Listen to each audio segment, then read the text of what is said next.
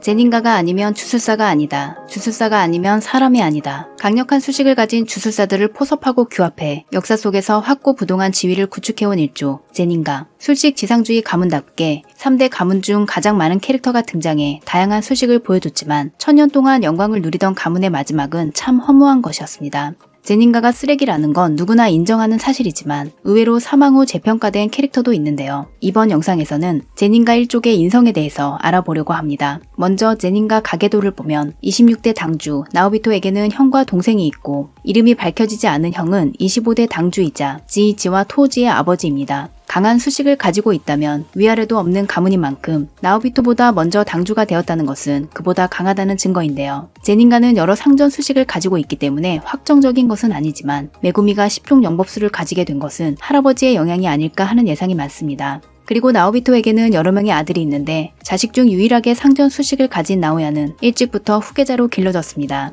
형들은 등장한 적이 없지만 작중 언급된 바로는 변변치 못한 주제에 수식이 없는 토우지를 무시했던 모양으로 나오야는 그들을 경멸합니다. 또한 나오비토의 동생 오오기의 딸이 마키와 마이인데요. 토우지와 마키, 마이는 서로 면식이 없지만 메구미와는 입학 전부터 면식이 있었다고 하며 고조가 메구미와 제닌가 문제에 개입했을 때 메구미를 데리고 제닌가에 찾아간 것이 첫 만남이라고 합니다.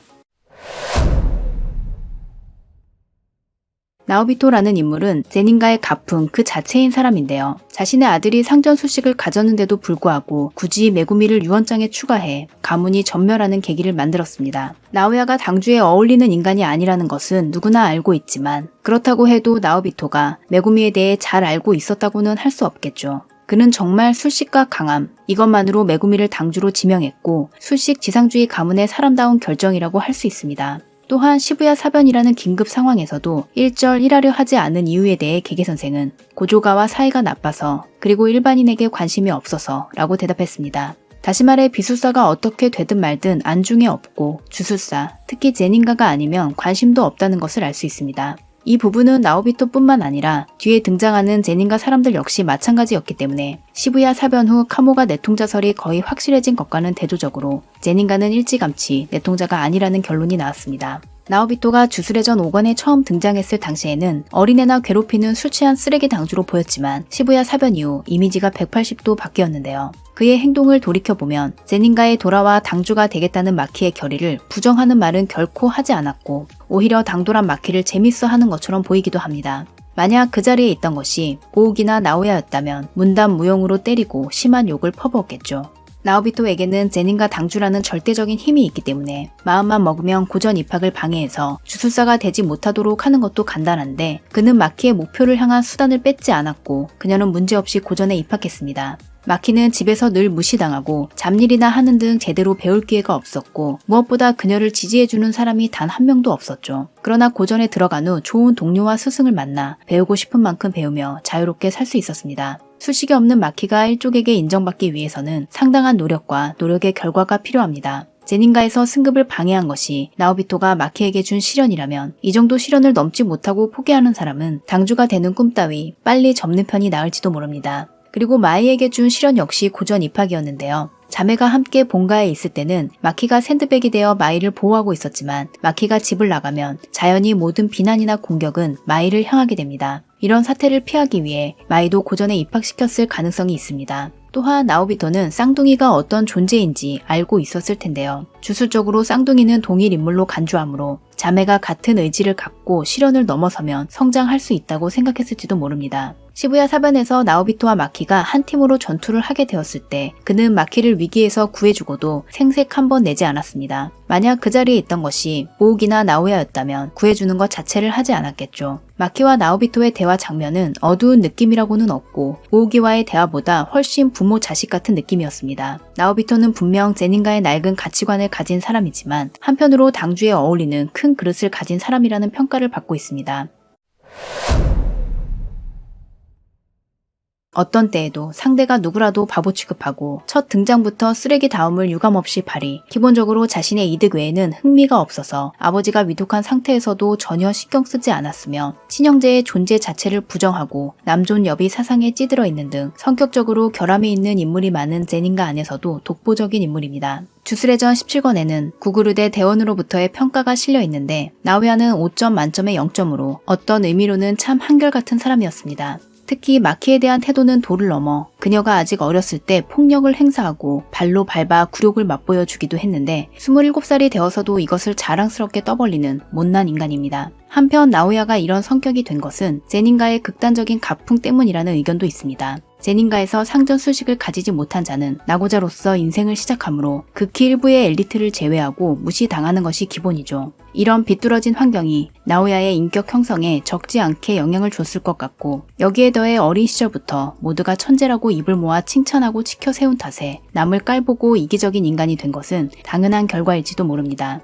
그런데 이런 나우야가 마키와의 전투에서 의외의 면을 보여주며 단순한 쓰레기가 아니라 차원을 넘어선 강자를 동경하며 최강을 목표로 한 쓰레기라는 것이 밝혀졌습니다. 나우야는 제닌가의 상전수식 투사 주법 사용자이고 정예부대 병의 필두이자 특별 1급 술사, 실제로 작중 꽤 상위권에 속하는 것은 틀림없고 스스로도 자기 실력에 절대적인 자신을 가지고 있습니다. 하지만 이것은 어디까지나 테두리 안쪽에 한정된 이야기로 테두리 바깥에 있는 토지군 사토루 군과는 하늘과 땅만큼의 차가 있다고 생각하는데요. 그는 자신이 저쪽 인간이 아닌 것을 이해하고 강함에 있어서는 일절 타협하지 않는 등 의외로 근본은 성실하다는 것을 보여줬습니다. 그가 힘에 집착하게 된 계기는 후식으로 토우지, 어린 시절 주력이 전혀 없는 가문의 나고자를 비웃어줄 생각으로 보러 간 결과 거기에서 진짜 강자를 목격합니다. 비참하고 초라할 거라는 예상과는 달리 엄청나게 강해 보이는 데다 잘생기기까지 한 토우지를 보고 압도당하는데 비뚤어진 환경에서 자랐음에도 진짜 강자를 한눈에 간파하고 자신의 부족함을 인정하는 등 같은 쓰레기라도 오오기와는 다르다는 것을 보여줬습니다. 그리고 그 후 토우지의 강함을 모르는 제닌가 인간을 철저히 괴롭히고 무시했으며 마키에게 비정상적으로 집착한 것도 토우지군과 같은 피지컬 기프티드인 것에 질투했기 때문이라는 생각이 듭니다. 마키에게 패배해 애벌레처럼 기어서 집으로 돌아온 나우야는 세 걸음 뒤에 있던 마키 엄마에게 시칼로 등을 찔려 사망합니다. 강함에 대한 집착, 인정하고 싶지 않은 자에게 패배, 평생 무시한 여자에게 살해당해 부정적인 감정이 넘쳐 흐른 탓인지 곱게 안 죽고 주령으로 부활하는데요. 마키와의 이 회전은 정말 기대됩니다.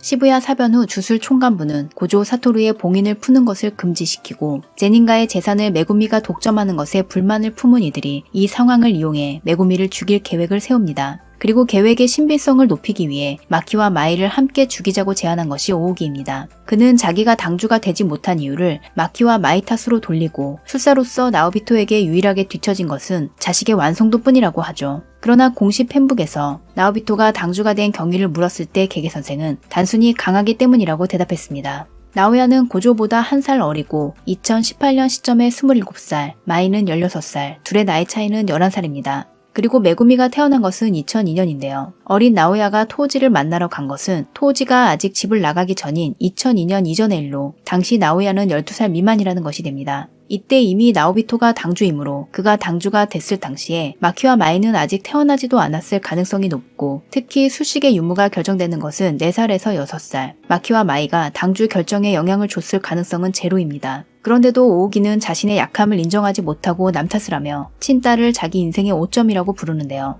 자신의 부족함을 인정하고 최강을 목표로 한 나우야와는 대조되는 부분입니다. 그런데 오우기 사망 후 그가 이렇게 콤플렉스 덩어리가 된 것에 동정하는 의견이 나오기 시작했습니다. 이유는 잘난 형들 때문인데요. 큰 형은 25대 당주, 작은 형은 26대 당주, 두 사람 다 상전수식 사용자인데 비해 오우기만 상전수식을 갖지 못했기 때문에 제닌가의 분위기를 생각해보면 그도 괴로운 어린 시절을 보냈을지도 모릅니다. 거기다 작은 형의 아들까지 상전수식을 갖고 태어나 그는 영영 당주가 될 수 없게 되었죠. 그렇다고는 해도 마키와 마이를 죽이려고 한 것은 이해할 수 없을 것 같습니다. 첫 등장 당시에는 사실 좋은 사람이 아닐까 하는 의견이 나오기도 했습니다만 오우기와 마찬가지로 재산에 눈이 멀어 마키와 마이, 메구미를 죽이는 데 가담한 쓰레기입니다. 그러나 제닌과 사람들 사이에서는 아주 평판이 좋은데요. 술식을 가지지 않은 남아가 의무적으로 입대하는 구그르데, 술식이 없는 자를 나고자 취급하는 가문에서 구그르데는 최하위 계급인데 그들에게도 친절하게 대해준 모양으로 대원들은 무뚝뚝하지만 좋은 사람이라 생각하고 5점 만점에 4.8점을 받았습니다.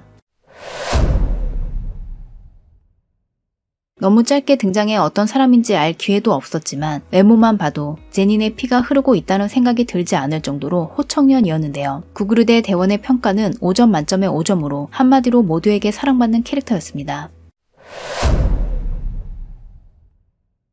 주력이 제로인 대신 압도적인 신체 능력과 오감을 얻는 피지컬 기프티드 처녀 주박. 그 힘은 보통의 인간이면서 당연하다는 듯이 수면을 달리고 특급 주령을 순살하며 각성하기 전이라고는 하나 현 시대 최강의 술사를 죽음 직전까지 몰아넣은 실력자입니다. 그러나 제닌가에서는 나고자로 어릴 때부터 심한 취급을 받고 주령의 무리에 던져지는 등 괴롭힘을 당했습니다. 성격이 비뚤어져 집을 나간 후 메구미 마마를 만나 유해지지만 메구미가 태어나자마자 그녀가 죽고 유해진 성격이 다시 원래대로 돌아갑니다. 아내의 죽음, 그것은 토지에게 있어서 전부 어떻게 되든 상관없을 정도로 무거운 것이었고 이것을 계기로 그는 자신도 타인도 존중하지 않는 삶을 선택했습니다. 그러나 그는 마지막에 타인을, 메구미를 존중하는 죽음을 택합니다. 성장체 아마나이 리코 살해 사건, 이것이 주술회전이라는 이야기의 시작이라고 해도 과언이 아닌데요. 성장체, 텐겐, 유관, 이것은 모두 인과로 이어져 있다. 인과를 깨뜨린 것은 저주로부터 벗어난 존재, 후식으로 토지. 텐겐은 동화에 실패해 진화하기 시작하고 이 사건을 계기로 게토 스구루는 주저사가 되었으며 사후 육체를 켄자그에게 빼앗겨 이 육체를 이용해 고조를 봉인하는 데 성공합니다. 제닌가가 술식을 갖지 못한 자에게 좀 더 관대했다면, 처녀 주바, 피지컬 기프티드에 좀 더 이해가 있었다면 아까운 사람들이 죽지 않고 세계가 위험해지지 않았을지도 모릅니다.